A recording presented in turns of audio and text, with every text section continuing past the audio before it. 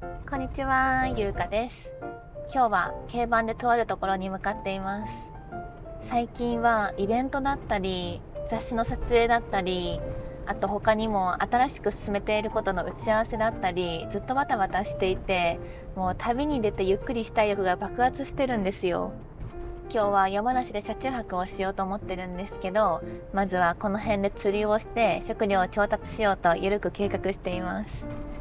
今日は天気が悪いですね。昨日までは結構晴れてたんですけど、今日から雨予報です。もうそっちの方も霧がかっていて真っ白なんだよね。天気大丈夫かな？夜まで持つかな？東京から3時間ぐらい車を走らせてきたんですけど、どんどん景色が田舎になってきて、やっぱり私はこれぐらいの方がゆっくりできてちょうどいいですね。富士養豚場にやってきました。ここには養豚場に併設されている釣り堀があるらしいんですよ。ということで行ってみたいと思います。釣り場に到着しました。ここは富士養豚場の直営釣り堀なんですけど、近くに湖とか川もあったんですよ。なんですけど今日は坊主だったら食料がないので、ちょっと釣り堀に逃げました。ここの釣り堀ではニジマスを釣ることができます。さっきおじさんが蒔絵をしてくれて、結構ニジマスが寄ってきてるんですよね。ということでたくさん釣っていきたいと思います。ここは釣り竿と餌をレンタルすることができます。餌は魚粉といって、こういう粉になっているんですけど、大豆サイズぐらいに丸めて針につけるそうです。やばい、雨だからめっちゃやりづらい。今日は坊主回避できるか。よし、こんな感じで準備ができました。それじゃあ1投目、せーの。ほでも逆に雨だと釣りやすいっていう情報もあったんですよ。魚の警戒心が減るから食いつきやすいそうなんですよね。リールがないタイプの釣り竿だから、ちょっとうまくできるかな。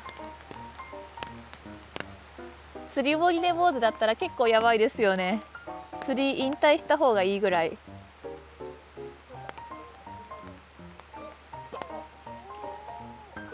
やばい、あっちめっちゃ釣ってる。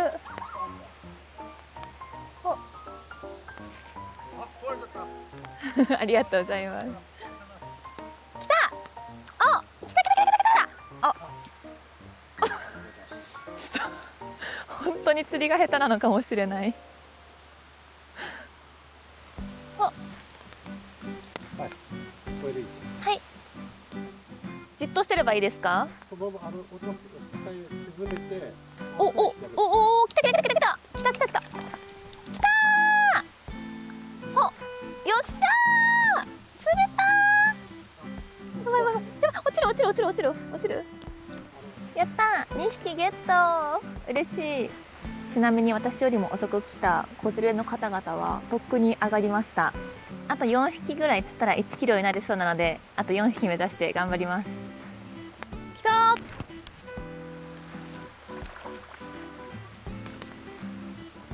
来たー。なんかちょっと感覚掴んできた気がするよ。ちょっと落ち着いて落ち着いて、どこにいるどこにいるどこにいる。それでは今日の釣果を発表します。じゃーん、6匹。ちょっと待ってちょっと待ってちょっと待って。釣り堀のおじちゃんに手取り足取り教えてもらって、巻き餌をたくさんしてもらって、無事に6匹ニジマスを釣ることができました。いやー、本当によかった。何回も魚に逃げられてしまって、隣でやった子供たちがすごい釣れてたからめちゃくちゃ焦ったんですけど、よかったです本当に。この釣ったお魚たちはこの後内臓を取ってもらって、ぬめりを取ってもらうために塩もつけてもらえるそうです。それじゃあ一旦提出してきます。こんな感じでさばいてもらってます。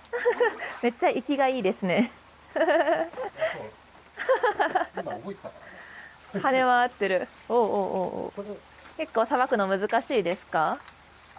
もう難しいことはない。あ、本当ですか？まだちゃんとさばいたことなくって、今勉強中なんです。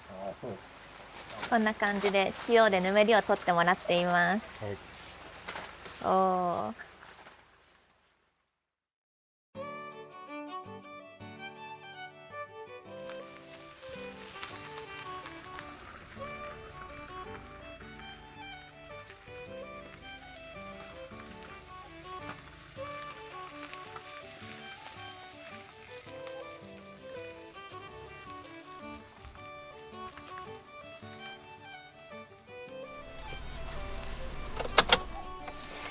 到着しました。ここは山梨県の富士のふもとにあるオートキャンプ場です。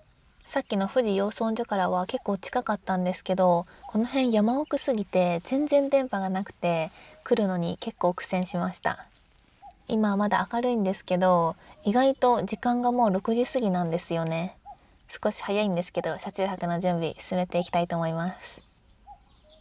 見てください、霧がすごくないですか？ライトつけて走ってきたんですけど、前が全然見えなくて結構怖かったんですよね。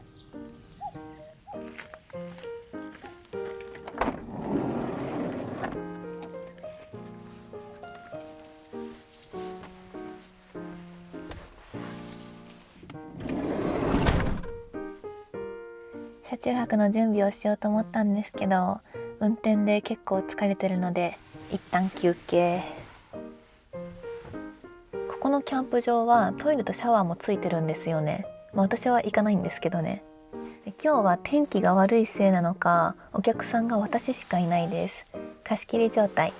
貸し切りましたっていうのは嘘なんですけど、私が雨女すぎてみんな逃げちゃいました。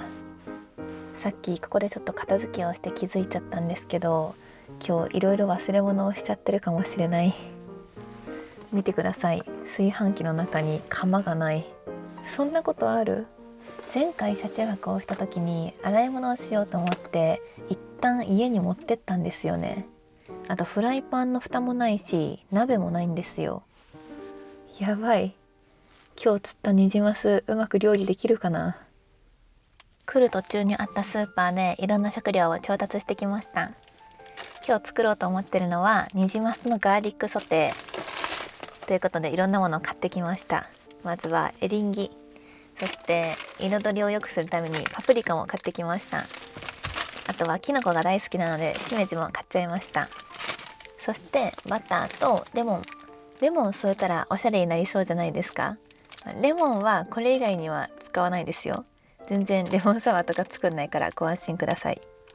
そして最後はさっき釣ってきたニジマス。全然元気がなさそう。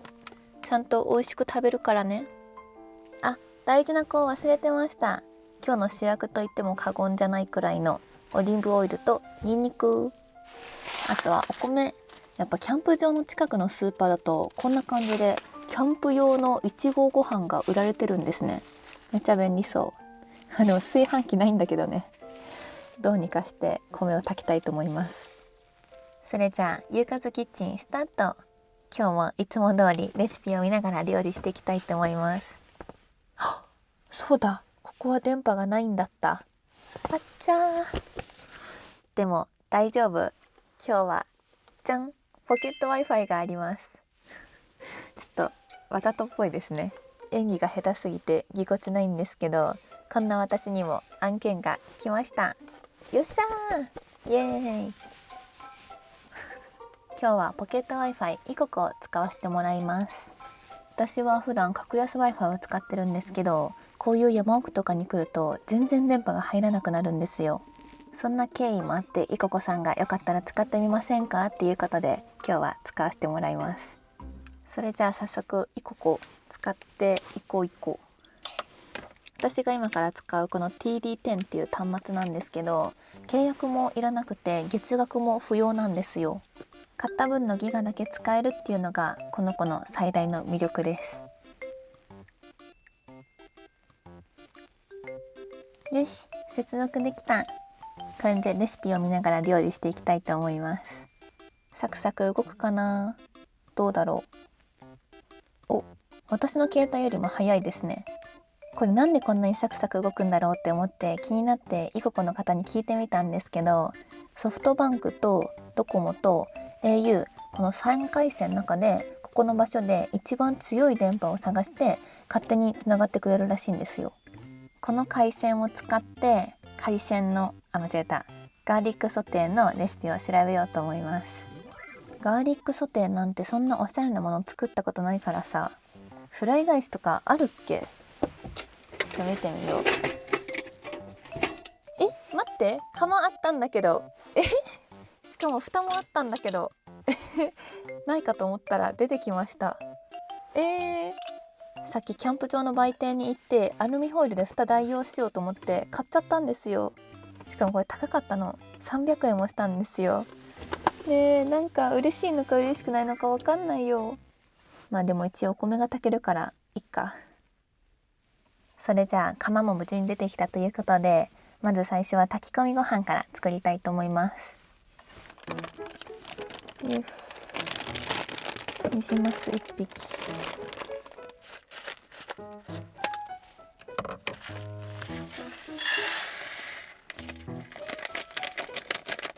前に車中泊で炊き込みご飯を作ったんですけど、その時はたけのこの炊き込みご飯を作ったんですよね。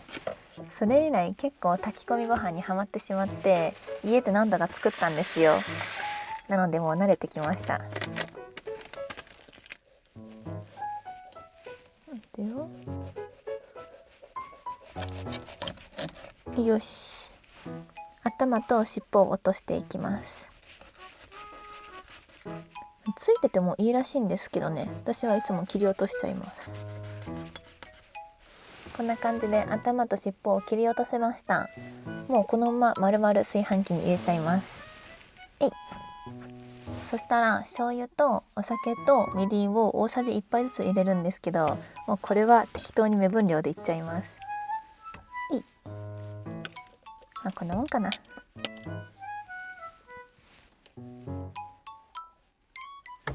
そして水を入れます。2合。こんな感じでセットができました。何度か炊き込みご飯を作って気づいたんですけど、醤油とかが馴染むようにこうやってちゃんと混ぜた方が美味しく炊けます。これしっかり混ぜないと、前にたけのこの炊き込みご飯を作った時にすごい塊ができちゃったんですよ。そうならないためにもね、こんな感じで均一にしておきます。よし、スタート。それじゃあ次はニジマスのガーリックソテーを作ってみたいと思います。見てください、白い IH を導入してみました。前まで黒色はあったんですけど、やっぱパパクリをもっとおしゃれにしたいと思って白色買っちゃいました。IH はもともとあったんですけど、 Wi-Fi 入ったのはでかいですよね。結構電波で困ることも多かったので、これからの車中泊もっと快適になりそうです。このモニターの映画見る時にも使えるし、ナビでも使うし、タブレットでも使うし、結構主人公クラスのキャラが入りました。じゃあせっかくうちに来てくれたので名前をつけてあげようかな。いここだからいい子ちゃんにしよう。ちなみにいここは10ギガと100ギガのプランがあるんですけど、使い切っても1ギガ75円くらいで追加できるんですよ。だから車中泊が多い時とかは追加できるし、結構自由に選べて、そこは結構いいなって思います。塩を振り終わったら次はブラックペッパーを振っていきます。こういう感じで下味をつけると結構美味しくなるそうなんですよね。初めて作るから全部レシピ通りにいきます。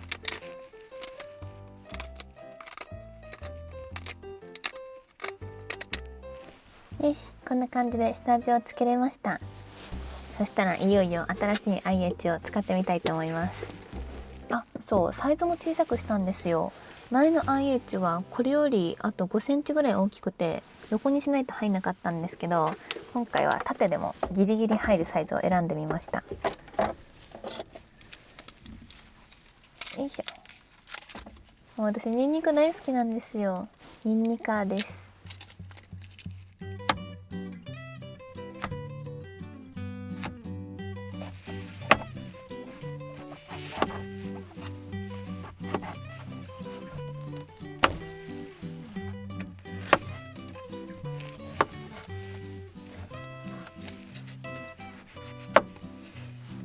それじゃあようやく IH の出番です。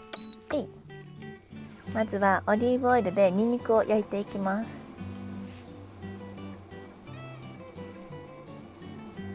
だいぶ日が落ちてきて雨が降ってきましたね。お昼は霧がすごかったんですけど雨に変わりました。すごいニンニクとオリーブオイルのいい香りが、絶対今日は成功する予感がする。ニンニクに色がつくぐらいまで焼きます。少し時間がかかりそうだ。こんなもんかな、もうちょっとかな。熱っ。それじゃあニジマスを入れていきたいと思います。ニンニクを取り出してもいいって書いてあったんですけど、私はニンニク大好きなのでこのままいっちゃいます。あ、やばい、頭が入らない。やばい、でかすぎて全然入りきらないじゃんこれ。無理やり入れます。釣るときは大きいニジマス釣りたいと思ったんですけど、料理するってなるとちょっとちっちゃい方が料理しやすいですね。片面 4,5 分ずつ焼くそうです。ちょっとここに切れ目入れた方が火が通りやすそうですよね。ちょっとやりづらいけどこのままいっちゃいます。やっぱ自分で料理するとね、生が怖いので少し気持ちよく焼きでいきます。じゃあ少し蓋をして蒸したいと思います。いやー、めっちゃ美味しそうじゃないですか。車中泊飯どんどんグレードアップしてる気がする。そしたらさっきあらかじめカットしておいたパプリカとエリンギを入れていきます。お、やばい、量めっちゃ多くなっちゃった。はい、フライパンが小さすぎて渋滞中。どうしたらいいんだ。欲張りすぎちゃったよ。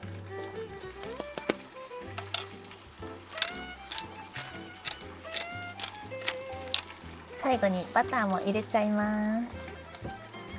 ガーリックバターソテーなのでね。おー、うまそう。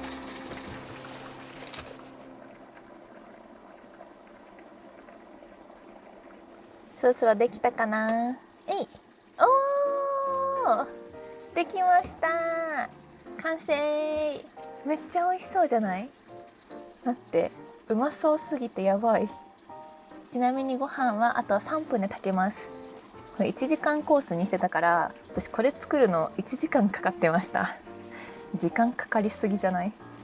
そしたら最後レモンをちょんちょんって乗せて完成です。盛り付けなんですけど、今日お皿を忘れてしまったのでどでかい銀のトレーに盛り付けていきます。海外のご飯みたいですよね。はい、大胆にいきますよ。せーの、えい。おー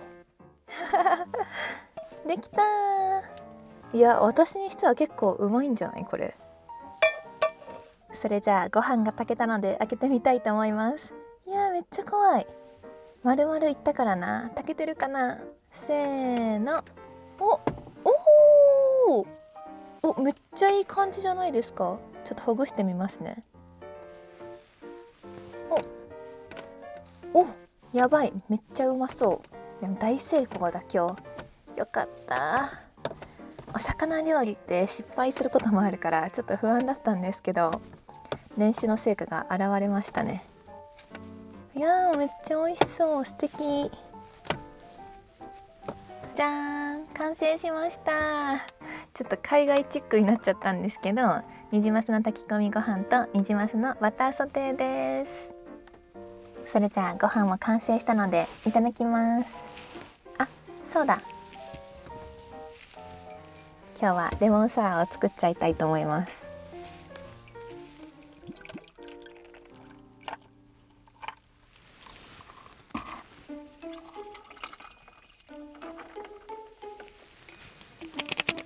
さっき使った残りのレモン絞ってみよう。生搾りレモンサワー。おー、いいね。それじゃあ乾杯。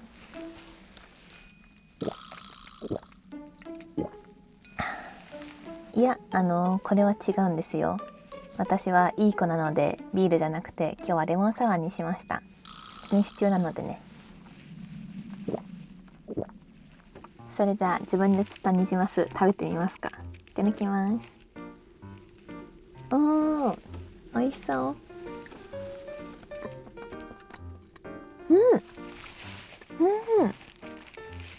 結構骨があるんですけど柔らかいから骨も食べれちゃう。あ、うまいな。やばい、これみんな絶対作った方がいいです。ちょっと待ってください。一回食べていいですか？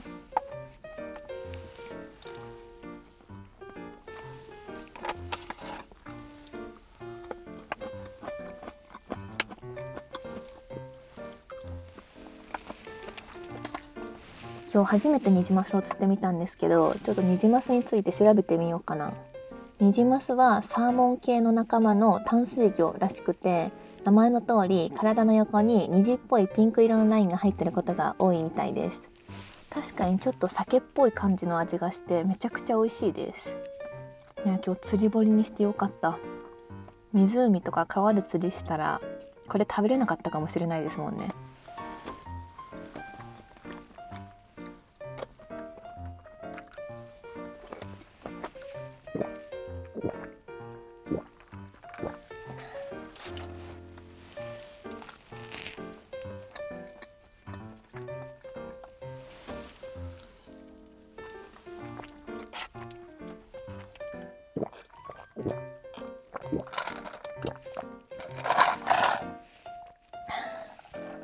ごちそうさまでした。全部完食しました。めっちゃ量が多かったんですけど、すごい美味しかったです。やばい、レモンサワー酔いますね。一杯しか飲んでないのに今日はベロベロです。それじゃあこの後はシャワーを浴びていきたいと思います。行ってきます。シャワー浴びてきました。すっきり。あ、見てください。今日はゴロン紺色を着てみました。動画では初登場ですよね。エンジ色とはまたちょっと雰囲気が違う感じがしませんか？もうすぐゴロン通販サイトもスタートなので、もうしばらくお待ちください。ちなみにこれは私のお父さんにもプレゼントしたので、ゲットした人はお父さんともお揃いになります。それじゃあ晩酌タイムスタートしますか。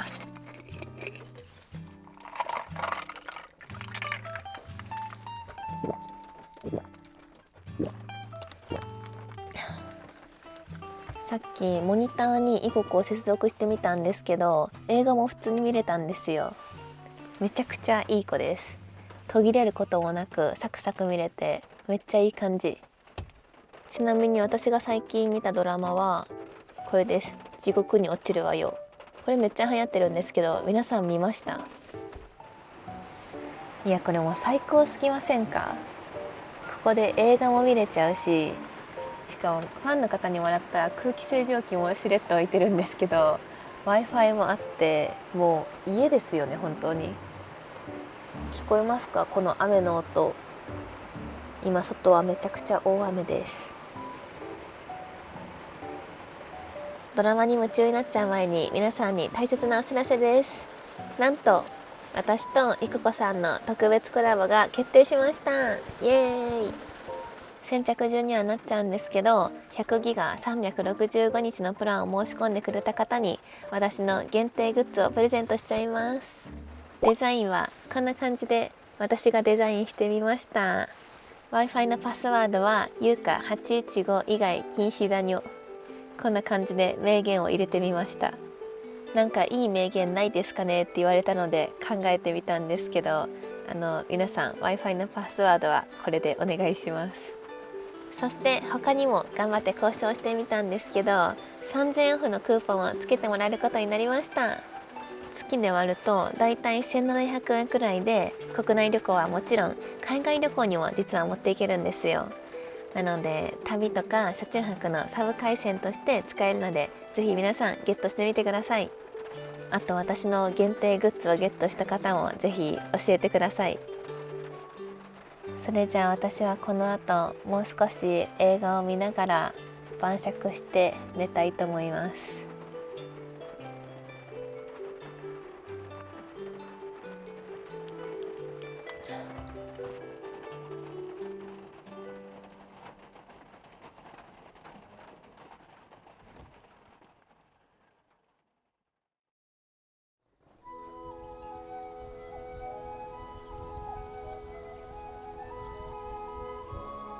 おはようございます。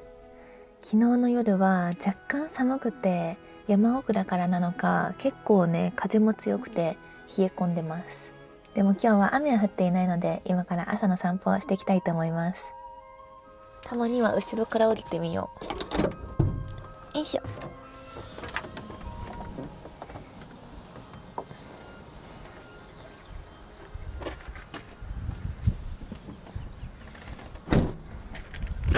キャンプ場の朝の雰囲気はこんな感じです。ここもともとキャンプ場だったのかな。なんか遊具があったり、雰囲気がちょっと保育園とか幼稚園っぽくないですか？お、こんなとこに富士山見晴らしデッキがありますね。天気がいいとあそこから富士山が見えるらしいです。今日は全然見えそうにないですね。可愛い動物たちがいます。トン吉と、トン吉はウサギです。あとチャボとウコッケイもいます。朝この人たちに起こされたんだよね。めっちゃ叫んでた。ククククって叫んでましたね。やっほー、おはよう。ネモジ、ネモちゃん、ネモジ、おいで。ちょっとなかなか懐かないです。私が雨女のせいでこういうとこ貸し切りになることが結構多いんですよね。お得です。不幸中の幸いだね。こっち側に進むと炊事場とかシャワーやトイレがあります。シャワーとトイレスペースはこんな感じになっていて、トイレも結構綺麗だったんですよね。久しぶりにこうしてまったりできてめっちゃ楽しかったな。ニジマスも美味しかったし大満足でした。大自然に囲まれてやりたいこともできたし良かったです。ということでそろそろチェックアウトの時間なので車に戻って片付けをしたいと思います。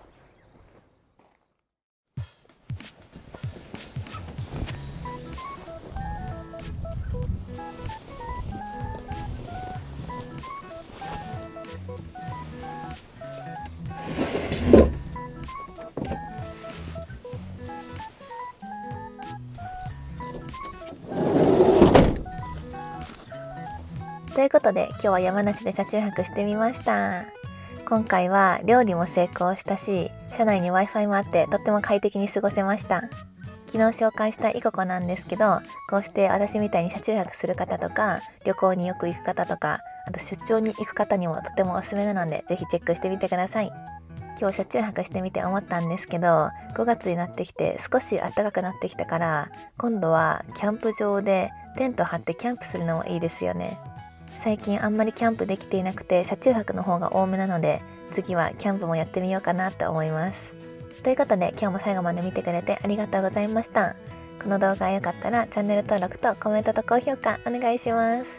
それじゃあバイバーイ。